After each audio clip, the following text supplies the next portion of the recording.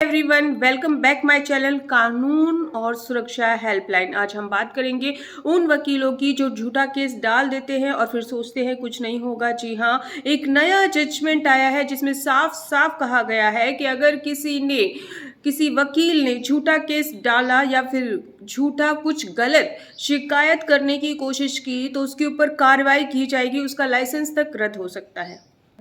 झूठे वकीलों की अब खैर नहीं। जी हाँ, 12 सिद्धांत ऐसे बता दिए गए हैं जजमेंट में जिसको कि हर वकील को जिसका ध्यान रखना पड़ेगा है, जिसमें ये क्लियर कहा गया है 12 बातें जिसको कि हर वकील को ध्यान में रखना होगा।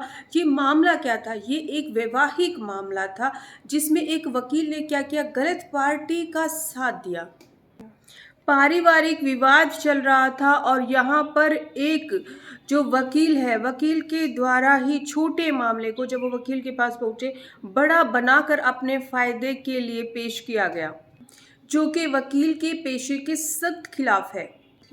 इस जजमेंट में ये भी कहा गया कि जो वकील है वो वैवाहिक मामलों में, पारिवारिक मामलों में ऐसे छोटे मामलों को तूल ना दे और उसको सुलझाने की कोशिश करे, उलझाने की कोशिश ना करे, झूठा कुछ लिखने की कोशिश ना करे। इस जो बात हुई थी उसमें साफ साफ दिख रहा था कि मामला छोटा है लेकिन वकील के द्वारा इसको बहुत बड़ा बना दिया गया है। तो इस जजमेंट में भी क्लियर किया गया कि जितने भी वकील हैं वो वैवाहिक मामलों को सुलझाने की कोशिश करें, शादी को जोड़ने की कोशिश करें, तोड़ने की कोशिश ना करें। यहाँ पर यह भी क्लियर किया गया जो वकील है वो निर्माता होना चाहिए, विध्वंसक नहीं होना चाहिए। ऑनरेबल सुप्रीम कोर्ट ने बार बार सभी बार सदस्यों को आगाह किया है और यह भी कहा गया है कि वैवाहिक मामलों को अनसुलझे वैवाहिक विवाद का रूप ना दे। इस केस में वकील ने अपने पैसे बनाने के लिए बहुत ही गलत, बहुत ही बड़ी समस्या बना दी है, झूठी शिकायतें बना के। यह भी कहा गया कि बार के सभी सदस्यों के लिए निम्नलिखित दिशा में कदम उठाना होगा और दिशा निर्देश भी करना होगा। जानते हैं क्या थे वो 12 दिशा निर्देश? जब भी पक्षकार उनकी सलाह माने तो एक अधिवक्ता को नैतिक मानकों का पालन करना होगा।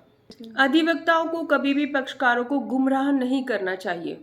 अधिवक्ताओं को कभी भी गैर पेशेवर सलाह नहीं देनी चाहिए। अधिवक्ता को मुवक्किल को सुनना चाहिए और आगे बढ़ने की सलाह देनी चाहिए।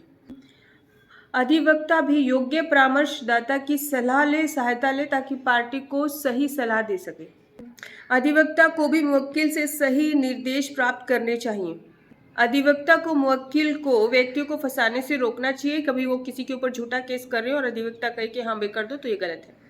अधिवक्ता को मुवक्किल को सही जानकारी देनी है। अगर उसको लग रहा है कि झूठी शिकायत कर रहा है तो ये भी बता देना है कि अगर पता चला कि ये झूठी शिकायत है तो आपको भी सजा हो सकती है। तो सारी जानकारी दोनों तरफ की उसको देनी है।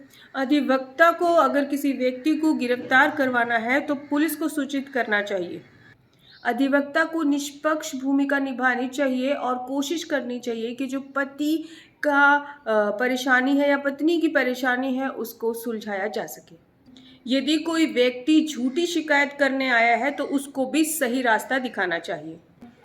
अब मेन चीज, यदि कोई अधिवक्ता कोई अव्यावसायिक और अनैतिक कार्य करता है, शिकायत का मसौदा तैयार करते समय या शिकायत दर्ज करते समय, और यदि यह संज्ञान में आता है तो बार काउंसिल को कड़ी कार्रवाई करनी पड़ेगी। जी हाँ, डिटेल्स आपको स्क्रीन पे दिख रही हैं। ऑनरेबल सुप्रीम कोर्ट ने साफ साफ कह दी, ध्यान दीजिएगा। अगर आपने झूठा केस फाइल किया है या किसी को गलत जो है सलाह देके और अपने पैसे बनाने के लिए कुछ ऐसा कर रहे हैं तो हो जाए सावधान। फिर भी अगर आपकी कोई क्वेरी है तो आप हमसे व्हाट्सएप नंबर पर बात कर सकते हैं अपॉइंटमेंट लेकर। इस तरह से हमारे साथ दीजिएगा। धन्यवाद।